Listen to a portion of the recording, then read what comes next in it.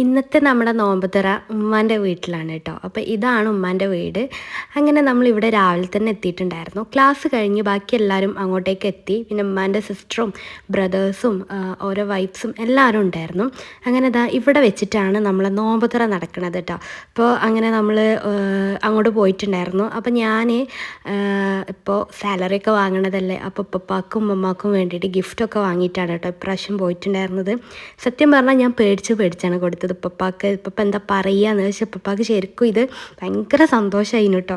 ഇതൊക്കെ ചെയ്യാൻ പറ്റണതല്ലേ നമ്മളെ ലൈഫിലെ ഏറ്റവും വലിയൊരു ഭാഗ്യം. പിന്നെ ഇത് കണ്ട നമ്മളവിടുത്തെ മൂച്ചിയാണ് കേട്ടോ. അതിമ കണ്ട മാങ്ങ, അങ്ങനെ കുട്ടികൾ അതൊക്കെ പോയി പറിച്ചിങ്ങനെ കൊണ്ടുവന്ന് കളിക്കുന്നുണ്ടായിരുന്നു. ഇതിനൊന്നും ഇവർ അയക്കലില്ല കേട്ടോ. അപ്പോൾ എല്ലാവരും കൂടെ ആയപ്പോൾ ഇവർക്കൊരു ഫ്രീഡം കിട്ടിയ പോലെയാണ്. അങ്ങനെ നമ്മൾ അസർക്ക് മുമ്പ് പോയിട്ടുണ്ടായിരുന്നത് കേട്ടോ. തറവാട്ടിൽ അങ്ങോട്ടേക്ക് പോയിരുന്നു. പിന്നെ നമ്മൾ ബാക്കി പരിപാടികളൊക്കെ കഴിഞ്ഞിട്ടാണ് പിന്നെ അങ്ങോട്ട് ബാങ്ക് കൊടുക്കണതിൻ്റെ കുറച്ച് മുമ്പ് പോയത്. അപ്പം കണ്ട നമ്മൾ ഉണ്ടാക്കിയ ഐറ്റംസാണ് കേട്ടോ. സമൂസ മാത്രമേ ഉണ്ടാക്കി, ബാക്കി കൊണ്ടുവന്നിട്ട്. പിന്നെ ചിക്കൻ ഫ്രൈ, പൊറോട്ട, അങ്ങനെ ഐറ്റംസ് അതൊക്കെ നമ്മൾ ഇഷാക്ക് ശേഷം തറാവിക്ക് ശേഷം കഴിച്ചത്. ഇപ്പോൾ ഫ്രൂട്ട്സും സ്നാക്സും ജ്യൂസും അങ്ങനെ എല്ലാം കൂടെ സെറ്റപ്പ് ആക്കിയിട്ടുണ്ട്. അങ്ങനെ ഇതൊക്കെ നമ്മളിവിടെ അറേഞ്ച് ചെയ്തിട്ടോ.